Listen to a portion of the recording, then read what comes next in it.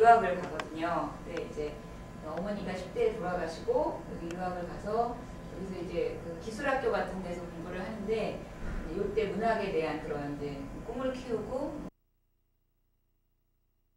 제가 공부했던 곳이고 이게 여기 이제 그 학교를 졸업하고 나서 이제 직장 생활을 못하고 지니까 이제 직업 작가가 되죠. 그래서 이제 첫 번째 쓴 소설이 굉장히 큰 성공을 거두게 되고 작가로서 이제 이름을 얻게 되는데 그때 이제 도스토옙스키가 당시에 이 혁명 사상을 가진 사람들과 어울리게 돼요. 어울리게 돼서 거기서 뭐 토론도 하고 이제 이런 과정에서 그 조직이 발각이 돼서 황제한테 발각이 돼서 전부 체포가 되고 이제 사형 선고를 이제 받는데 그 사형 집행되는 직전에 황제가 특사를 내려서 감형을 시켜줘요. 이게 아주 유명한 사건이에요. 그 사건이 있고 나서 이제 시베리아로 유형을 가요. 여기가 도스토옙스키가 떼찌르부르크에서 감옥에 있던 곳이고 여기서 한 8개월 있다가 이제 여기가 처형 장소. 여기서 죽을 뻔했죠. 죽을 뻔했다 살아나죠. 그리고 이제 시베리아로 가는데 여기서 10년 동안 4년의 감옥 생활을 하고 이제 나머지 4년은 감옥에서 나와서 일반 사병식으로 이제 공부를 해서 하여튼 시베리아에서 10년을 살게 돼요. 지난 시간에 했는데 그때 이제 도스토옙스키의 정신적인 변화가 이제 일어나게 되거든요. 그걸 자세히 설명드리기는 지금 다시 그렇고 그 고맘때 이제 도스토옙스키 이제는 중년이래. 중년인데 글쎄 키가 얼마나 됐는지는 모르겠어요. 도스토옙스키가 그렇게 큰 사람은 아니고 뭐 외모도 얼굴도 뭐 이렇게 잘생긴 편도 아니고 하여튼 이런데 여기서 도스토옙스키가 첫 결혼을 해요. 시베리아에서 이제 이 여자인데요. 네, 마리아라는 여자거든요. 근데 이 여자가 원래 결혼을 한 여자예요. 결혼을 한 여자인데 남편이 알코올 중독자인 거예요. 그래서 굉장히 이제 고통을 받는데 도스토옙스키가 연민을 느끼는 거죠. 이 여자한테. 그래서 막 도와주고 이러는데 남편이 죽어요. 결국 그 알코올 때문에. 이제 미망인이 되잖아요. 그러니까 이제 도스토옙스키가 적극적으로 구애를 해서 결국 이제 이 여자가 승낙을 해서 결혼을 하게 돼요. 그래서 첫 아내가 되는데 아들도 있어요. 여자 전 남편한테 태어난 아들도 있고.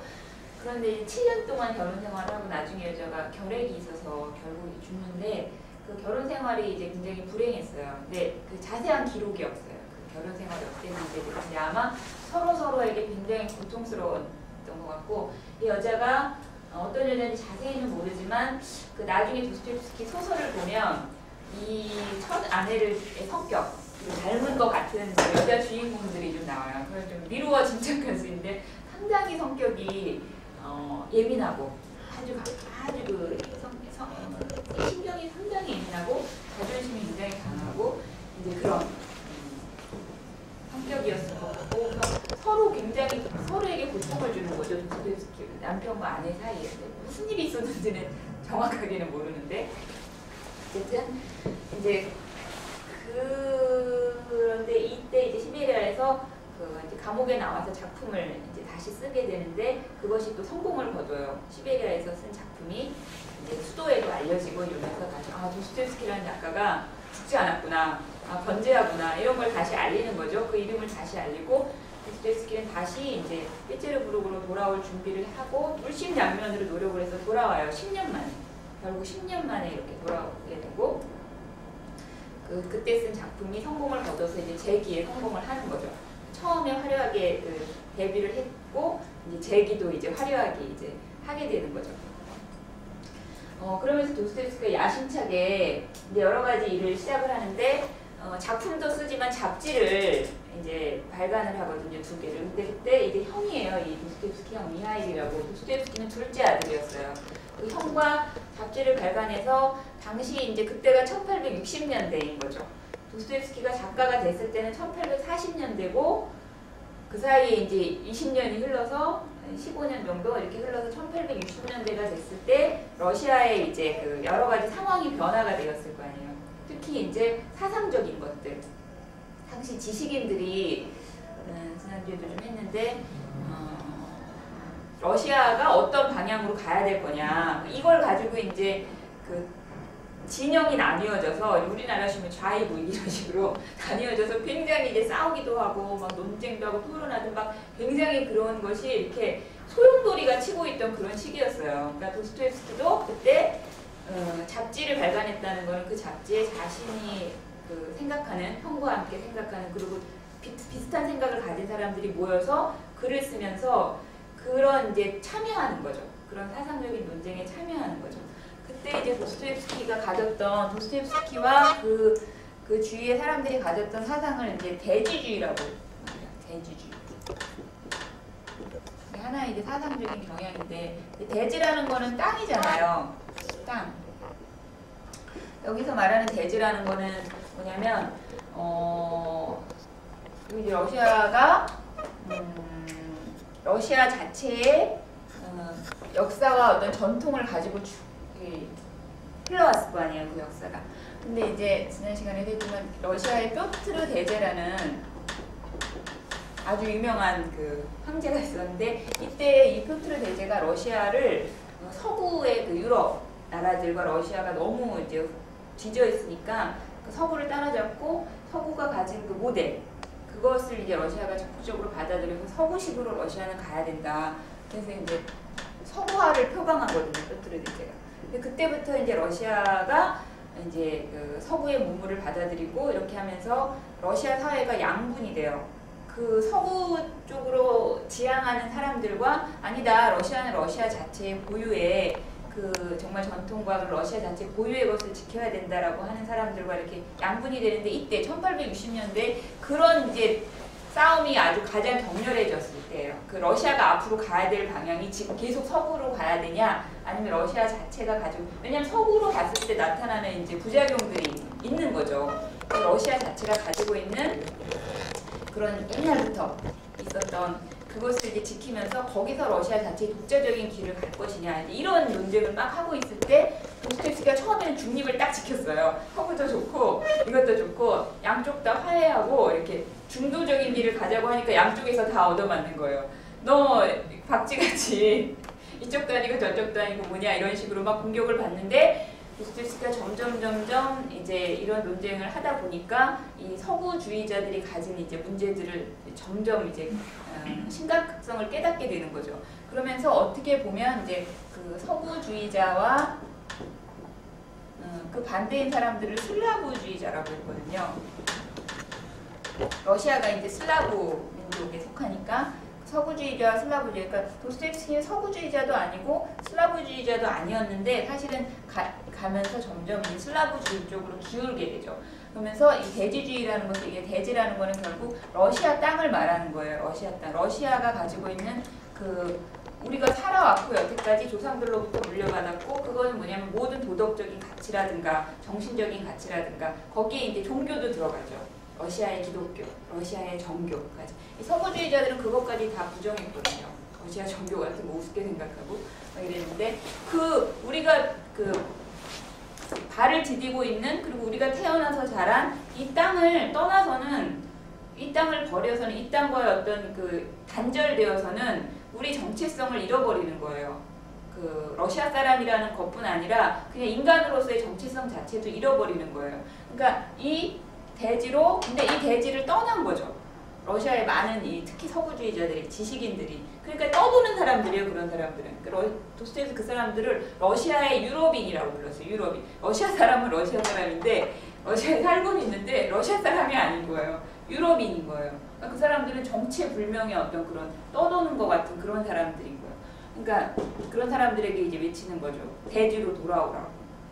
우리 러시아. 이게 이제 죄와벌의 이제 또 중요한 사상이 되거든요. 이따 다시 설명드리겠는데 하여튼 이러면서 이때 도스토옙스키가 서구주의자들 중에서도 당시 1860년에 이제 허무주의자들이 등장해요. 허무주의자. 허무주의 아시죠? 그런 글도 있고 실제로 그런 허무주의적인 삶을 사는 막 젊은이들이 이제 있는 거예요. 그걸 보면서 굉장히 위험하다라는 생각을 갖게 되고 이게 이제 죄와벌의 또 한 모티브가 이제 되죠.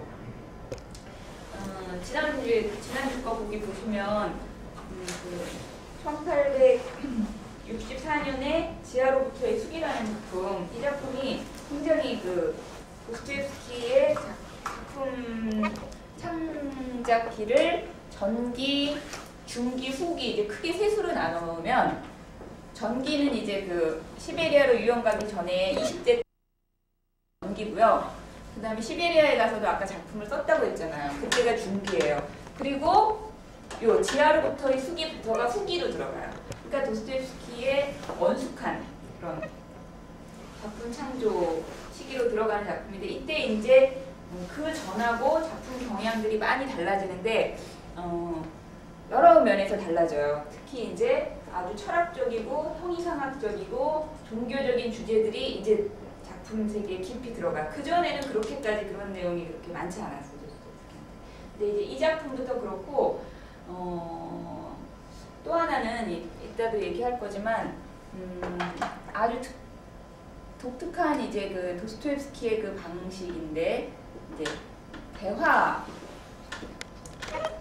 대화라는 게 이제 소설 속에 이제 소설 구성의 뭐라 그럴까요? 한 형식이라고 그럴까? 이제 그거에 도입이 되는데 주인공들이 대화를 해요.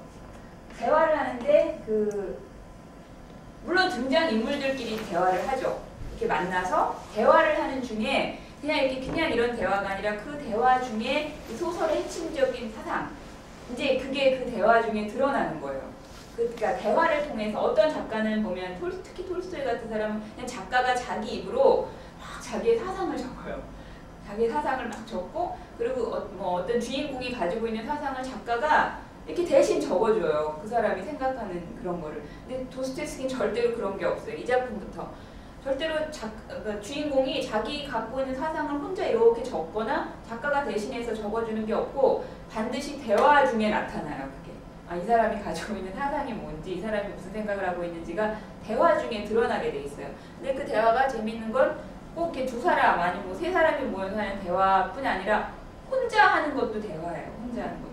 그러니까 이 지하로부터 수기 주인 이건 수기거든요. 수기라는 건 혼자 어떤 사람이 쓰는 거잖아요. 그 내용이에요. 어떤 사람이 이렇게 혼자 집에 틀어박혀서 밖에 안 나가요. 그냥 밖에 안 나가고 집 안에만 있는 사람이에요. 이 사람 일도 안 해요. 먹고 살 돈이 있어가지고 일도 안 하고 집에만 있으면 수기를 쓰는데 그 수기의 내용이 다 사람들한테 말을 거는 거예요. 당신네들이 여러분들은 어떻게 생각하세요? 이런 식으로. 그러니까 자기가 혼자 쓰는 수기인데도 결국은 말을 걸고 내가 이렇게 말하면 당신들은 이렇게 대답하겠지? 그러면 또 내 대답은 이거야. 이런 식으로 수기 자체가 이미 대화인 거예요. 그래서 도스토옙스키 그 다음에 나오는 모든 그 소설에는 다 이 대화가 있어요.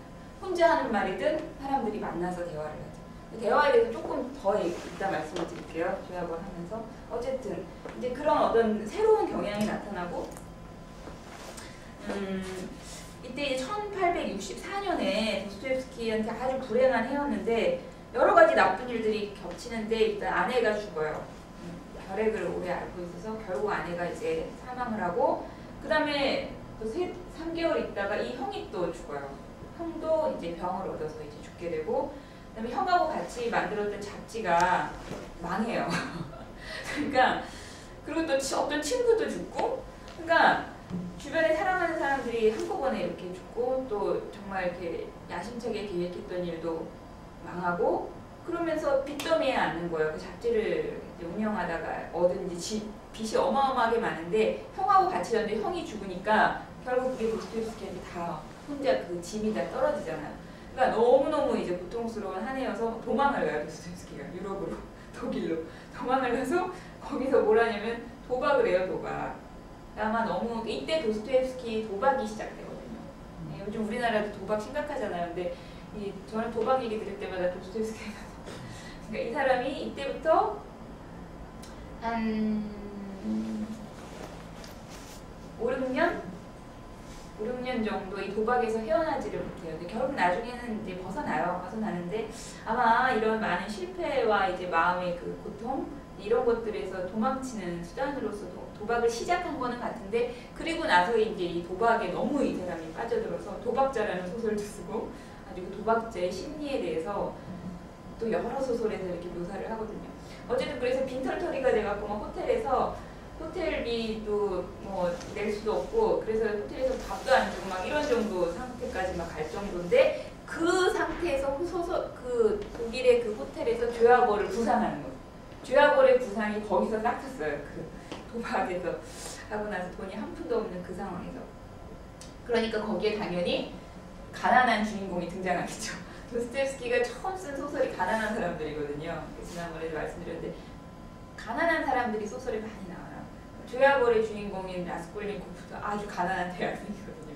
근데 도스토옙스키가 아주 항상 평생 가난했는데 이때 아주 그 처절한 그 가난의 상태, 빈곤, 그 인간 대접을 못 받는 거죠. 그 호텔에서 일하는 그런 사람들도 사람 취급을 안 하는 거예요. 돈이 없으니까, 돈도 안 되니까. 그런 상황에서 이 소설이 사기치는 거죠.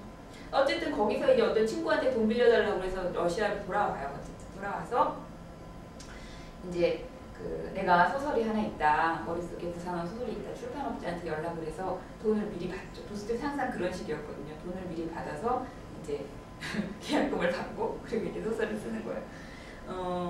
그래서 1866년에, 그러니까 1865년에 이제 이 소설을 이제 구상해서 쓰기 시작하면서 1866년에 1년 동안 이제 잡지에 연재가 돼서 이제 죄와벌이라는 작품이 탄생을 이제 하는 거죠. 근데 이때 아주 또 중요한 일이 일어나는데 둘째 부인을 만나요. 둘째 부인은 어떻게 만나게 되냐면 죄와벌을 쓰는 중에 도스토옙스키를 한꺼번에 여러 가지 작품이 떠올라요. 워낙 이제 천재다 보니까. 그래서 이게 단편 소설을 쓰는 중간중간에 이제 중편, 단편 소설을 같이 쓰는 또 다른 작품에 대한 구성이 딱 떠오르면 단편이나 중편은 또 빠른 시간에 쓸 수 있잖아요. 잠깐 장편은 접어두고 그걸 이제 후다닥 써서 또 발표하고. 죄와벌을 쓰는 중에 어떤 이제 도박자, 아까 말씀드린 도박자라는 그 본인의 체험에서 그러나 그게 이제 떠올라서 이걸 한 달 만에 쓰는데 한 달 만에 쓰기로 약속을 하고 해야 되니까 생각은 막 떠오르는데 이거 적을 시간이 없는 거예요. 그래서 속기사를 고용해요. 속기사, 이제 광고를 딱 내는 속기사로 이제 일해 주실 분을. 도스토옙스키 이미 이름이 나 있는 유명한 작가예요. 이미. 그러니까 이제 당장 이제 왔는데 이제 24살, 25살 요 여자가 이제 아주 젊은 여자가 찾아 도스토옙스키를 흠모하던 작가로서 여자가 찾아와서 속기사로 고용을 해서 한 달에 그러니까 도스토옙스키 막 이러면서 막 부르면은 옆에서 적는 거예요. 톨스토이도 그랬어요. 그 전쟁과 평화 떠오르는 톨스토이가 그러면 아내가 적고 또 나중에 그걸 이제 고쳐서 적고 이런 거 아내들이 많이 해주거든요. 그치 그때 컴퓨터도 없으니까 이걸 따라서 적. 그래서 이 여자의 도움으로 한 달 만에 이 도박자를 완성을 하는데 그는 사랑에 빠지는 거죠. 이 여자는 원래 도스토옙스키를 흠모했고 도스토옙스키도 같이 일을 하고 하다 보니까 이 여자에게 이제 사랑을 느껴서 청혼을 해서 결혼을 해요. 무려 나이 차이가 20살, 아니 40대 중반이 됐고 도스토옙스키 이 여자는 20대 중반이니까 20살. 근데 아주 이건 성공적인 결혼이었어요. 이 결혼인데 그 도스토옙스키 죽을 때까지 이어졌고 그리고 이 여자가 안나라는 여자인데 나이에 비해서 굉장히 성숙한 정신적으로 성숙한 여자였고 특히 신앙심이 깊었어요. 정교인데 물론 신앙심이 깊고 아내가 그러니까 굉장히 안정된 또 심성의 소유자고 도스토옙스키를 적극적으로 보호하는 거죠. 특히 도스토옙스키 경제관념이 없어서 돈을 있으면 막 써버리고 막 낭비하고 이렇게 모을 줄을 모르고 또 막 도박하고 막 이러잖아요. 그러니까 이 여자는 굉장히 알뜰하고 경제적인 관념이 철저한 여자였어요. 결혼하고 나서도 도스토옙스키가 도박을 했는데 한마디도 안 했다고 그래요. 그거에 대해서. 그러니까 무슨 질책을 한다든가 그런 분들이 어떻게 사냐 뭐 이런 말을 한마디도 안 하고 돈 가져가면 그냥 거기서 돈 다 떨어졌으니까 돈 좀 보내달라고 막 편지 쓰면 다 보내주고 아주 헌신적인 사랑을 했던 여자인데 결국 그게 이 도스토옙스키를 변화시킨 한 요인이 되지 않았나 생각해요. 저는 그러니까 아내의 그 정신적인 영향력이 도스토옙스키 꾸준히 작용을 한 거죠. 그래서 결국 도스토옙스키가 변하거든요. 어쨌든 부인을 너무 잘 만났어요. 톨스토이하고 아주 대조죠. 톨스토이는 죽을 때까지 싸워서 집을 가출을 해서 죽잖아요. 죽을 때 아내를 얼굴을 안 봤어요. 아내가 찾아왔거든요. 그 역에 남편 다 죽어가니까 남편 얼굴을 보겠다고 화해하고 싶어서 왔는데 안 보겠다고. 영화에서는 조금 다르게 했던데 어쨌든 결국은 못 봐요. 영화에서는 보는 걸로 끝나는데 실제로는 안에 보는 걸 보죠. 그러니까 아주 대조적이죠. 어쨌든 이 아내 덕분에 도스토옙스키 말년이 행복했어요. 말년 한 10년 정도. 그전에는 온갖 그 고통과 고난과 앞으로도 도스토옙스키는 고난이 많이 남아있는데 이 아내 덕분에 정말 도스토옙스키가 안정되고 행복한 그런 말년을 보냈다고 생각이 들어요. 이제 죄악을 얘기를 해볼게요. 도스토옙스키 다른 그 작품 앞으로 하면서 남은 그 정기적인 건 그때그때 하도록 할게요. 오늘 다 끝까지 하지 않고 너무 시간이 많이 드니까. 그래서 이제 죄악을이라는 작품은 그렇게 탄생을 했고요. 줄거리는 아시죠? 죄악을 줄거리 대충 여기 적었는데 라스콜니코프라는 주인공이 살인을 저지르죠. 어느 날 전당포 노파를 이제 살인을 하고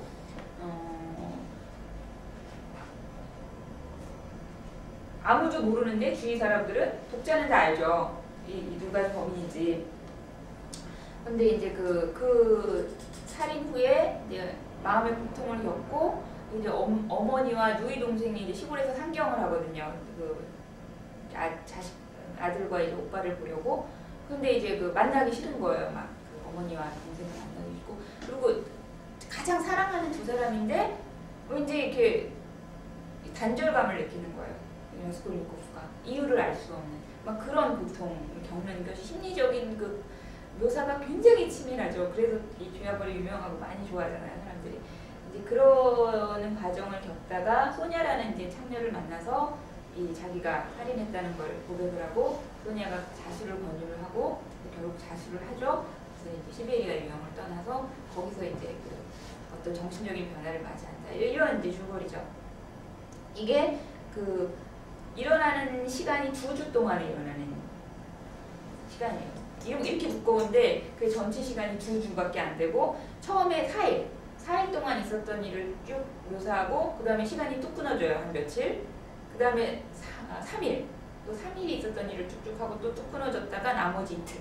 이렇게 되는 걸로 소설 전체가. 근데 이런 소설이 나온 거예요. 그러니까 거기서 그 라스콜니코프의 그 심리적인 변화, 막 그 혼자 중간에 자살할까 하고 막 내바방에 나갔다가 막 그런 거, 그다음에 사람들하고 막 대화하는 거, 막 이런 것들로 이제 소설이 이제 구성이 되어 있어요. 여기 등장인물들은 어차피 소설을 자세하게 다 얘기할 수 없으니까 그냥 나중에 읽어보시고요. 핵심으로 이제 들어가서 그 도스토옙스키한테 중요한 것이 관념이라는 건데, 관념이라는 건 이제 사상, 생각 이런 거잖아요. 이 도스토옙스키의 주인공들을 관념가라고, 사상가라고 하지는 않아요.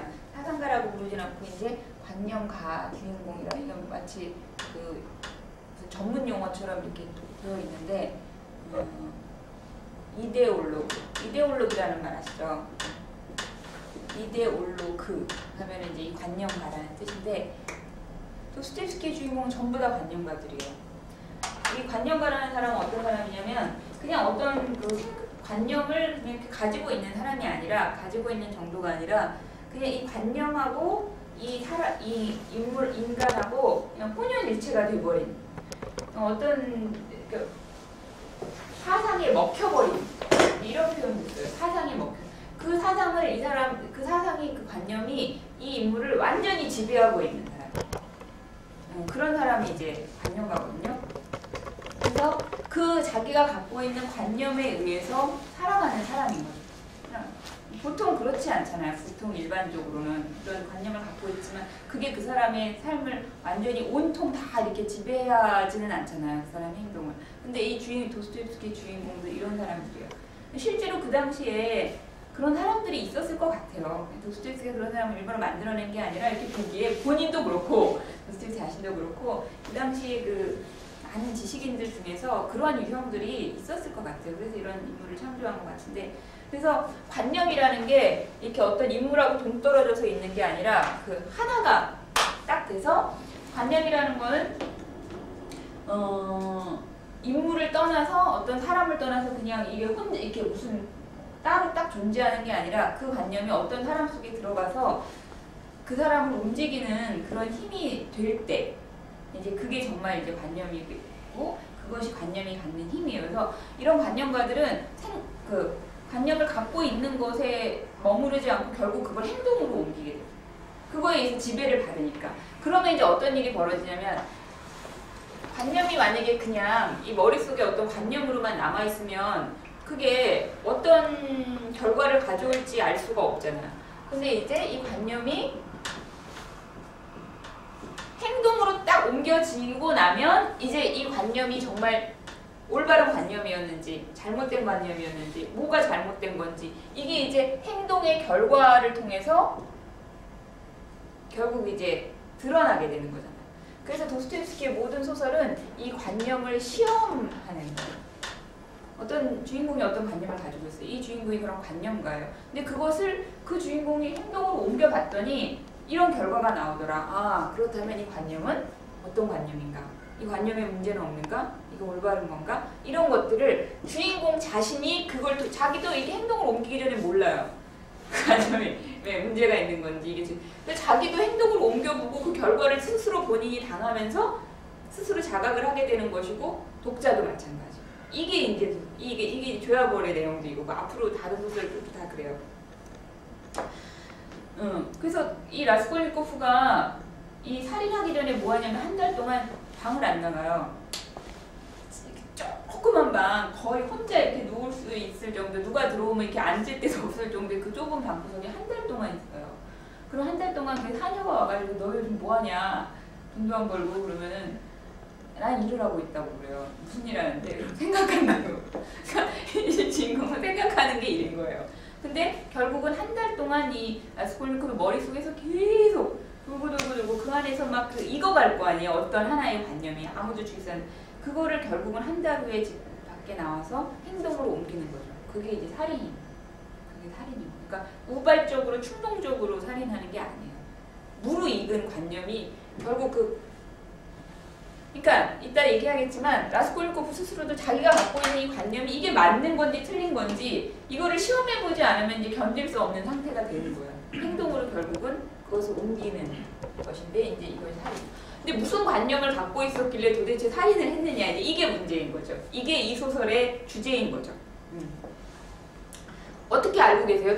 이 라스콜니코프가 그 녹화를 죽였는데 왜 죽였다고 알고 계세요? 중학교 때인가 되게 지루해서 생각도 안 돼. 일반적인 상식으로 사람들이 어떻게 알고 있나요?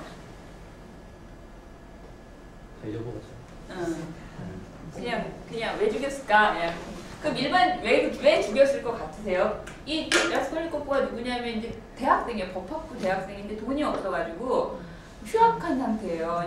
이제 가정교사 같은 것도 하고 번역도 하고 그래서 하려면 할 수 있어요. 자기가 열심히 노력을 하면 친구가 있어요. 라주민이라는 제가 아주 좋아하는 주인공인데 그 친구는 되게 낙천적이고 긍정적이에요. 그래서 와서 그래요. 너 왜 이러고 있냐? 너 얼마든지 너 머리가 좋거든요. 공부를. 근데 너 정도면은 얼마든지 일을 구해서 학비도 벌고 먹고 살 수 있는데 너 왜 이러고 있냐고 막 그래요. 친구가. 실제로 그렇게 할 수 있어요. 근데 안 해요. 라스콜니코프가. 안 하고 그러니까 돈이 한 푼도 없고 그래서 하숙비도 밀리고 막 이런 상태에서 학교 휴학하고 그러고 있다가 살인을 저지르거든요. 그러면 일반적으로 어떻게 생각을 할까요? 내가 뭐 아르바이트나 하고 뭐 번역이나 하고 그래서 그냥 그렇게 먹고 살고 그러느니 한 번에 일확천금을 해서 그 노파는 어떤 노파냐면 전당포를 하는 노파거든요. 그러니까 이 라스콜니코프 볼 때는 사회 기생충이에요. 다른 사람의 피를 빨아먹는 높은 고리대금을 먹여가지고 막 배를 불리는 그런 적으니까 그 집에 가면 이제 그 돈도 있고 받아놓은 그런 귀금속 이런 것도 있을 거 아니에요. 그러면 한몫 단단히 챙길 수 있을 거 아니겠어요. 그러니까 그렇게 해서 내가 학비도 해결하고 뭐 이렇게 보통 범죄의 동기는 그렇지 않아요? 돈? 물질적인 거? 그쵸? 그래서 이제 이런 그 해석도 있죠. 그래서 실제로 라스콜니코프 가서 이 노파를 이제 도끼로 쥐에서 도끼로 아주 잔인하게 죽이고 나서 이제 그 돈도 챙기고 귀금속도 챙겨갖고 나오거든요, 실제로. 근데 그게 진짜 동기냐? 그렇다면 이 소설이 그렇게 유명한 소설이 되지 않았겠죠. 너무 단순하잖아요, 그렇죠? 그렇다면 무슨 그 심리적인 그런 걸 막 파헤칠 것도 없을 텐데 그게 동기가 아닌 게, 근데 그런 설명도 라스콜니코프가 하기는 해요. 내가 그런 생각을 했다. 그 기생충 같은 그 노파가 그 돈을 갖고 있어서 이 사회에 무슨 도움이 됐냐. 나는 장래가 유명한 청년인데 돈이 없어서 내가 공부를 못하니까 소니한테 가서 이런 얘기를 하는 거예요. 그 돈을 가지고 내가 대학을 졸업하고 그걸 가지고 이제 내가 출세할 수 있는 기반을 마련을 해서 만약에 내가 이 사회에서 출세를 하면 나는 그걸 가지고 인류에 공헌할 수 있는 훌륭한 사람이 돼서, 그러면 그 노파를 죽인 그 그건 악이죠. 악이고 범죄죠. 그것을 무수한 선한 일들로 내가 보상할 수 있을 거다. 이런 설명을 해요, 스스로. 그럼 사람들이 듣기에는 그럴듯하다. 어쨌든 잘못은 했지만 그런 동기로 죽일 수 있었겠구나. 쉽게 이렇게 납득이 되잖아요. 그런 설명을 하거든요. 근데 그거는 아니에요. 왜냐하면은 그 살인을 저지르고 집에 돌아오면서 이미 그 돈하고 그거는 다 이렇게 묻어버려요. 어디에. 그 길에 가다가 이렇게 아주 그 끝까지 못 찾아내요. 그 경찰들이. 아주 완전 범죄가 될 뻔했죠. 자성 안 했으면 정말로. 그거 해놓고 그 다음에는 그거에 대해서 관심이 없어요. 그러니까 진짜 돈이 중요했고 정말 그게 목적이었다면 그렇게 할 리가 없잖아요. 그렇죠? 그게 목적이 아니었던 거예요. 그게 목적이 아니라 더 심층적인 그 진짜 살해의 동기가 있었던 건데 이제 그게 이 소설에. 근데 라스콜니코프 자신도 정확히 모르는 거예요. 자기가 왜 죽였는지. 그러니까 그거를 이제 본인 자신이 그것을 알기 위해서, 그리고 본인 자신이 그게 맞는 동기였는지 틀린 동기였는지 이제 그거를 알아가는 것이 소설의 줄거리예요. 소설의 줄거리예요. 그래서 이 소설은 그 도스토옙스키 소설이 약간 스릴러 같거든요. 모든 소설이 다 살인이 있어요. 앞으로 나오는 소설마다 다 살인 사건이 있고 막 이런데 보통은 이제 뭐 영화도 그렇고 그런 소설 보면 범인이 누구냐가 이제 초점이잖아요. 아무도 모르잖아요. 그 형사도 모르고, 그러니까 이제 그 관객도 모르고, 뭐 독자도 모르고, 주인공만 알겠죠. 그러다가 이제 거의 막판에 가서 누가 범인인지 드러나는 게 보통 이제 구조잖아요. 그렇죠? 근데 이 소설은 처음부터 독자가 다 알아요. 라스콜니코프가 죽이러 가는 걸 다 묘사를 하고 죽이는 순간을 묘사하니까 이미 다 밝혀졌죠. 주인공과 그 독자들은 라스콜니코프가 얘가 범인이라는 거 알아. 근데 주위의 등장인물들은 몰라요. 그쵸? 주위의 등장인물들은 모르고 그 사람들은 누가 범인이야 막 이러고 있는데 독자들은 보면 얘인데, 그러니까 그게 독자들한테는 궁금하지 않은 거죠. 누가 범인인지. 근데 진짜 궁금한 거는 범행의 동기죠. 그러니까 뭐 그런 경우도 실제로 많잖아요. 어떤 사람이 범인이라는 거는 잡았어요. 근데 얘가 도대체 왜 그런 범죄를 했는가, 이것도 중요한 문제가 되잖아요. 도대체 왜? 저희도 그렇잖아요. 어떤 사건을 보면 왜 그랬을까? 특히 뭐 가족 안에서 그런 일이 일어났으면 그게 정말 궁금하잖아요. 왜 죽였을까? 이게 궁금하잖아요. 그러니까 마찬가지예요. 라스콜니코프도 왜 이 노파를 살해했을까? 이게 이 소설의 핵심인 거예요. 그거를 찾아가는데, 근데 아까 말씀드린 것처럼 그것이 밝혀지는 게 대화를 통해서 밝혀집니다. 대화. 그러니까 라스콜니코프가 막 독백을 하면서 내가 그 노파를 죽인 거는 이래서 죽인 거야. 이렇게 혼자 생각한다거나 그거를 이렇게 적는다거나 작가가 설명해 주지 않고 반드시 대화를 통해서 그게 이제 드러나면서 이 대화에서 드러나는 게 주인공의 관념이 이제 드러나요. 도대체 이 주인공이 어떤 관념을 갖고 있는 사람이길래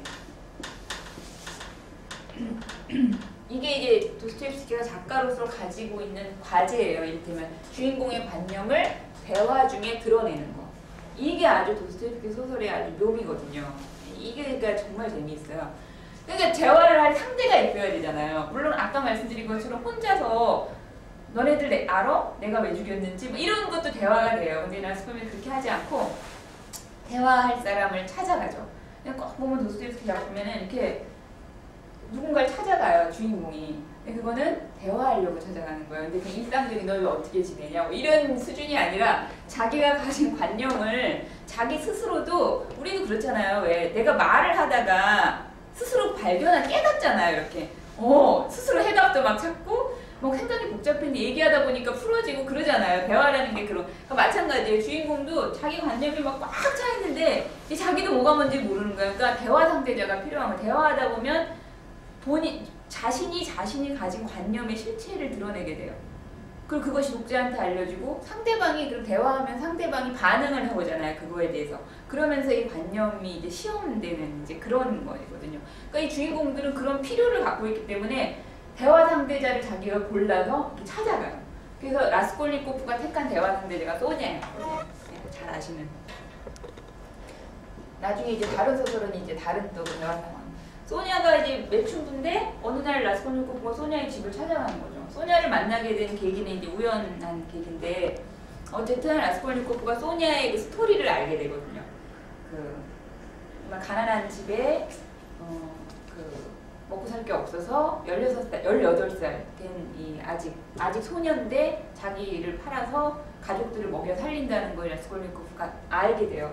알게 되고 소냐를 우연히 이렇게 좀 만나기도 하고 그래서 어느 날 찾아가는 거예요. 불쑥. 그게 친한 사이도 아닌데 그리고 가서 다짜고짜 자기가 그러니까 소냐도 당연히 모르죠. 그런 살인사건에 대해서 알지만 범인이 누군지 몰라요. 라스콜니코프가 얘기하는 중에 자기가 범인이라는 거를 암시를 하고 소냐가 알게 돼요. 알게 되는데 그게 중요한 게 아니라 왜 살인을 했는가라는 동기를 라스콜니코프가 막 얘기하는 거예요. 소냐를 알고 그래서 여기서 드러나는 거예요. 그 동기가 뭐냐? 여기 이제 범죄의 동기의 재구성입니다. 동기가 뭐냐면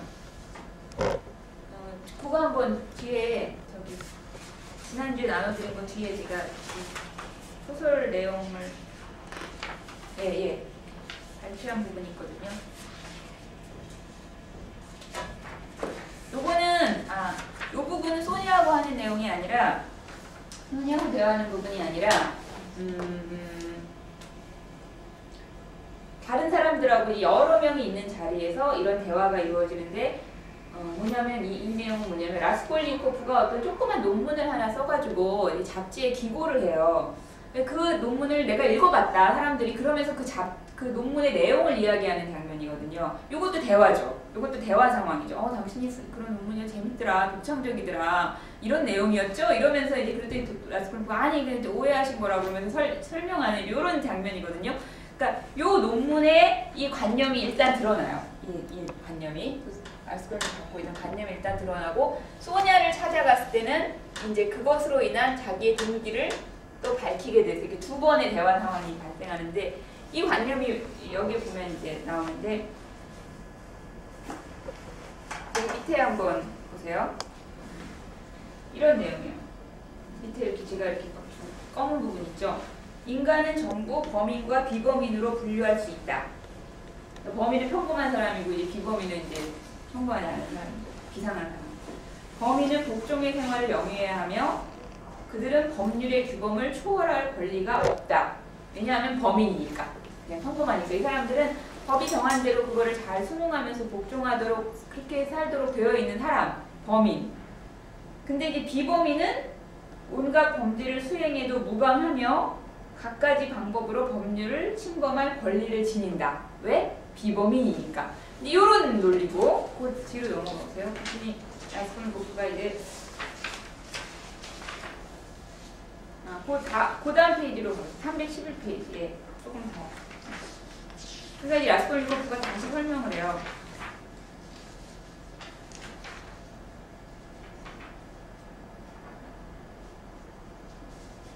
밑에 부분 한번 311페이지 밑에 부분이요. 인간은 자연의 법칙에 의해서 다시 설명하는 거였습니다. 두 분류로 분류할 수 있다. 즉 보다 저급한 보통의 인간, 이게 범인이죠. 전적으로 자기와 유사한 인간을 생식하는 기능밖에 없는 말하자면 소재와 같은 부류. 그러니까 재료. 그냥 재료가 되는 그런 인간이 범인이라는 거예요. 그 다음에 본래의 인간. 이게 진짜 인간. 인간다운 인간인데 자기의 동료 중에서 새로운 주장을 토할 수 있는 천부의 소질이며 재능을 지닌 인간. 비범인. 이렇게 둘로 딱 인간은 나눈다는 거예요. 대부분의 사람들은 범인이고 극소수의 사람만이 비범인이다. 이게 이제 이런 생각을 갖고 있는데 그런데 이제 그 다음 페이지에 보시면 경찰로. 네? 범인이 있으면 경찰로. 아, 그 맞아요. 이 범인은 그 범인 아니고. 네.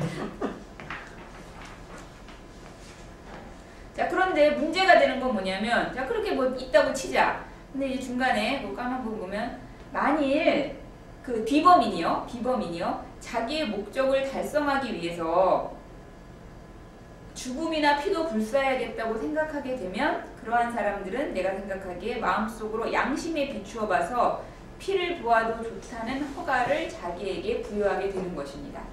이게 이제 그 핵심이에요. 이 라스콜니코프 논문의 핵심이. 그러니까 다시 정리를 하면은 범인이 있고 비범인이 있죠. 범인 대 비범인. 범인은 한 99%, 99.9%일 수도 있고, 그렇죠. 대부분의 사람 한 0.1% 정도 되면 뭐 수만 명, 수십만 명 중에 한 사람인 정도고.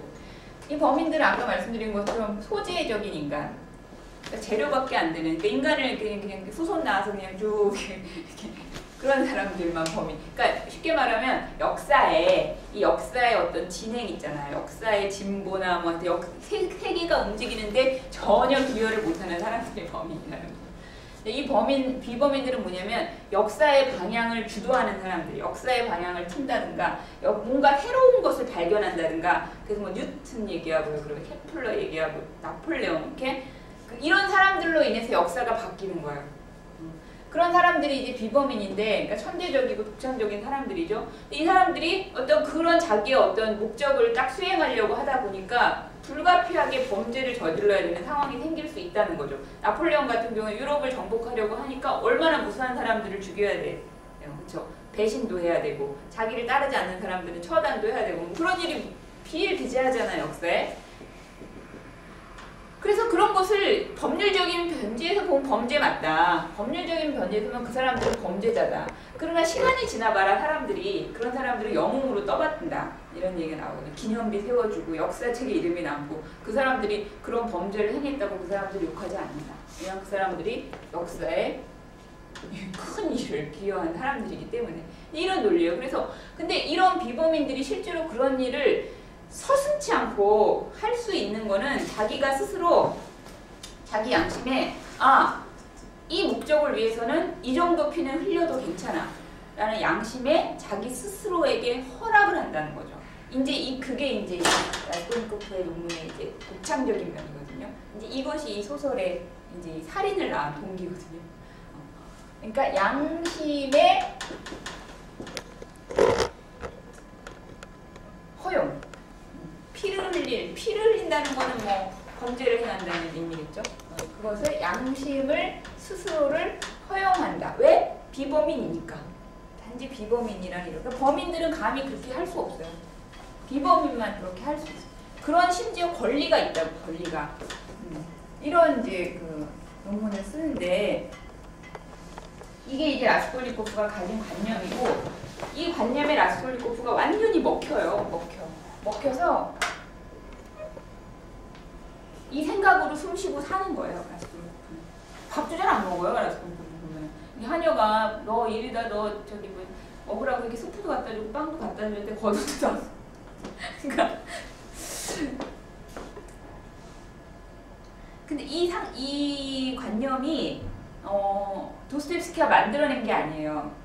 이 당시에 이런 생각을 가진 사람들이 실제, 그러니까 도스토옙스키 소설에 나오는 많은 관념들은 도스토옙스키가 이렇게 창작해낸 게 거의 없어요. 그 당시에 이미 다른 어떤 사람들, 여러 사람들이 다른 어떤 그 당시에 이미 유행을 하고 있거나 아니면 누군가가 이렇게 독창적으로 그런 생각을 가지고 있거나 한 그 다른 사람들이 이미 가지고 있는 관념들 그래?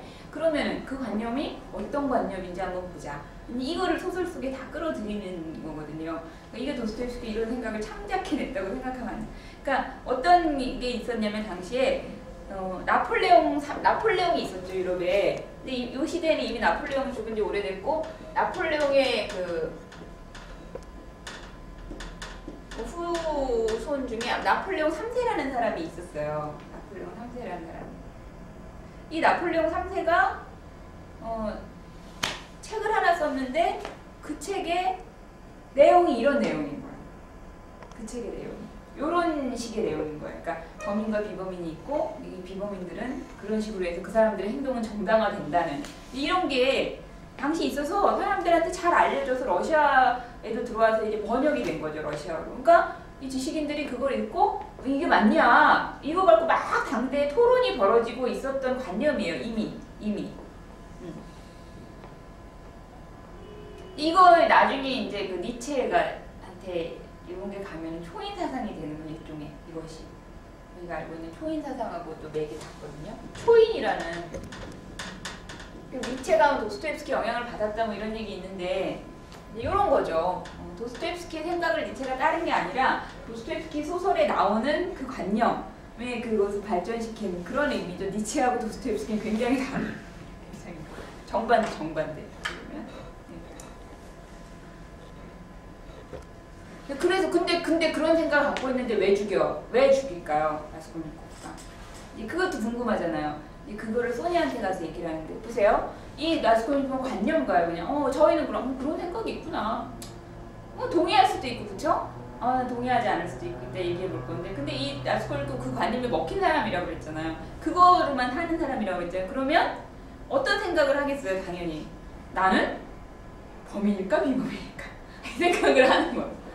그럼 인간은 둘 중에 하나라는데 범인 아니면 비범인이라 라스콜니코프는 그 관념을 받아들인 거예요.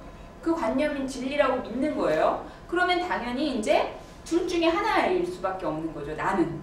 그러니까 이제 나는 누구인가라는 문제가 이건 굉장히 심각한 문제잖아요. 나는 누구인가. 라스콜니코프가 이 고민을 이제 하게 되는 거죠. 그렇다면 그 이론에 비추어서 그 관념에 비추어서 나는 누구인가. 둘 중에 하나죠. 범인 아닌 비범인이죠. 나는 범인인가 비범인인가. 나는 나폴레옹인가 아닌가. 이 비범인의 대표자가 나폴레옹이에요. 나는 나폴레옹인가 아닌가. 이 생각을 계속 하는데 확인할 수가 없잖아요. 라스콜니코프는 굉장히 자존심이 강한 사람이고 교만해요. 결국 이제 모든 죄의 근원은 교만인데 도스토옙스키 주인공들이 결국 그 교만해요. 다. 그 교만으로 인하여 그 죄를 짓게 되는데 라스콜니코프도 아주 교만하죠. 당연히 자기가 범인이라는 거 생각할 리가 없죠. 범인이라고 받아들일 리가 없죠. 자기는 비범인이고 자기는 나폴레옹이라고 생각하는 거예요. 아니 나폴레옹이어야 한다. 나는 비범인에 들어가야 한다. 나는 비범인이고 싶다. 범인 나는 견딜 수 없다. 이런 생각을 하는 건데 증명해야 되잖아요. 그럼 또 아무리 나는 비범인이라고 외쳐봐야 증명하고 확인을 해야 되는데 남한테 증명하고 확인하는 게 중요한 게 아니라 자기 자신한테. 자기가 확신할 수 있어야 돼. 내가 비범인이라. 그러면 해봐야지. 어떻게? 내가 내 양심에 피를 흘릴 권리를 허용해야 되는 거죠. 그럼 진짜 내가 아무리 허용했다고 말해도 소용없어요. 허용했다면 그걸 저질러 봐야 되는 거예요. 저지르고 아무렇지도 않아야 되는 거예요. 그러니까 이 라스콜니코프 그거를 실제로 해보기 전에는 아무리 머릿속으로 나는 비범인이야, 나폴레옹이야 해봐야 소용이 없는 거예요. 실제로 스스로한테 확실히 증명이 되게 한 달 동안 그걸 하고 있었던 거예요. 그러니까 그래서 어느 날 견디다 못해서 이거 확인할 때까지는 라스콜니코프는 계속 그쵸? 그 의심이 들 거 아니에요. 진짜일까? 아닐까? 견디지 못해서 어느 날 뛰쳐나와서 범행을 계획하고 처음에 그 걸음수를 세죠. 유명한 장면 처음에 몇 걸음? 한 번에 700걸음. 다 거기까지 가는데 700걸음을 딱 세고 한 번 가서 만나고 그 다음날 가서 이제 살인을 하거든요. 그러고 나니까 그 결과, 이제 행동의 결과가 이제 오는 거잖아요. 행동으로 옮겨봤을 때 관념이 낳는 결과. 만약에 정말로 라스콜니코프가 비범인이고 나폴레옹 같은 사람이라면 눈 하나 깜짝하지 않아. 나는 그 그러니까 그 로파를 죽여야 하는 라스콜니코프한테 아무 현실적인 이유가 없는 거죠. 돈이 필요해서도 아니고 원한이 있는 것도 아니고 누구 뭐 복수해주는 것도 아니고 아무 이유가 없어요. 그거 아무 상관이 없는 사람이에요. 단지 자기 양심에 그런 피를 흘릴 권리를 허용해서 그걸 증명하는 대상으로 뽑힌 것뿐이에요. 왜냐하면 이왕이면 이 사회에 해만 끼치는 사람을 죽이는 게 낫죠. 누구를 죽여도 상관은 없지만 저런 인간은 없는 게 나은 인간이. 거예요. 라스콜니코프가 볼 때는. 그러니까 이제 그런 그 사람을 딱 택한 거예요. 제 불과하죠. 실은. 근데 그때 그 노파의 그 동생이 있어요. 동생 배다른 동생이 그 살인 장면에 이렇게 들어오거든요. 그러니까 원래 계획도 안 했는데 라스콜니코프가 그 여자까지 죽여요. 2명을 결국 죽이거든요. 그러니까 그것이 라스콜니코프한테 더 큰 그 계획이 없던 것까지 했으니까. 그렇지만 사실 이 논리대로 하자면 마찬가지죠. 그 여자를 죽인 것도 마찬가지예요. 별 차이가 있지 않는 거예요. 그 노파를 죽인 거나 2명 죽인 거나 1명 죽인 거나 2명 죽인 거나. 이 논리대로 하자면, 관념대로 하자면 그때 그렇게 그 여자가 하필 들어와서 내가 죽여서 괜찮아 이렇게 할 수 있는 거예요. 근데 실제로 그러냐는 거죠. 이제 이것이 이제 그 다음부터 그 라스콜니코프에게 찾아오는 그 공포심. 이게 이 소설 전체적인, 그러니까 그거를 따라가면 이 소설이 굉장히 재밌고 그걸 이해를 못하면 이제 굉장히 지루한 거예요. 그래서 이거 이제 그 재미에 딱 빠지면 이게 뗄 수가 없어요. 이 소설을 굉장히 빠른 속도로 읽게 돼요. 내용이 굉장히 하지만 그 심리적인 라스콜니코프가 겪는 그 심리적인 거에 이렇게 같이 이렇게 확 따라가면 빨리 읽게 돼요. 이렇게 뗄 수가 없어요. 저도 상상을 해보는데 그 고통이 어떤 거였을까? 이건 이제 겪어보지 않으면 정말 알 수 없는 거겠죠, 그렇죠? 라스콜니코프가 생각하지도 못했던 고통이 찾아오는 그 고통의 정체가 뭔가 하는 거죠. 너무 괴로운 거예요, 너무 괴로운 거. 근데 막 괴롭다 이렇게 표현을 안 해요. 도스토옙스키는 막 나 너무 괴로워 죽겠어 이렇게 표현을 안 하고 라스콜니코프의 그런 행동의 변화, 그 사람의 말투, 그쵸? 막 이런 그 초조해지고 막 이런 것들, 그런 것 세밀한 묘사를 통해서 이제 알 수 있게 이제 해주는 거거든요. 나 그렇게 보고 싶고 그립던 어머니와 누이 동생이 안 돼도 안 만나려고 그러고, 왜 이미 나는 피를 흘린 범죄자잖아요. 볼 수가 없는 거예요. 그 사랑하는 사람들. 그래서 막 피하고 나를 잊어버리라고 그러고 그러니까 이유도 모르고 엄마는 너무 고통스럽죠. 그 금지옥 같은 아들이 자기를 안 보려고 그러고 막 변했으니까 막 이런 것들이 진행이 되는데, 여기서 이제 이거 이제 토론을 해야 되는데 딱 들으셨을 때 어떤 생각이 드셨어요? 이 관념, 이 라스콜니코프의 그 관념, 범인과 비범인에 대한, 그다음에 자기 양심의 그 비범인이라는 사람들은 그런 범죄쯤은 행할 권리를 스스로, 그러니까 남이 뭐가 아니라 스스로 자기가. 그래서 그 사람들이 실제로 감옥에 갈 수도 있지만 자기는 떳떳한 거예요. 그럴 수 있는 사람들이 있다는 거죠. 그런 비범인이. 이런 것을 이렇게 들으셨을 때 어떤 생각이 드세요? 이게 뭔가 잘못된 생각이야 라는 생각이 직감적으로 드세요? 아니면 그럴듯하세요? 동의를 하세요. 이거 대학에서 이제 우리 학생들하고 토론하면은 이거 너무 그럴듯해갖고 반박을 못하겠다. 실제로 저도 이렇게 소설을 쫙 읽어서 이거 4페이지에 가서 쫙 읽잖아요. 이거 어떻게 반박하지? 처음은 그래요. 처음은. 근데 다시 많이 생각하면 이제 반박할 수 있게 되는데 어떠세요? 지금 딱 들으셨어요? 그 주인공은 자기 힘으로 그 사회를 변화시키려고 하잖아요. 근데 대부분의 그 역사를 변화시키는 사람은 자기 혼자만의 힘에 의한 것은 아니거든요. 네네네.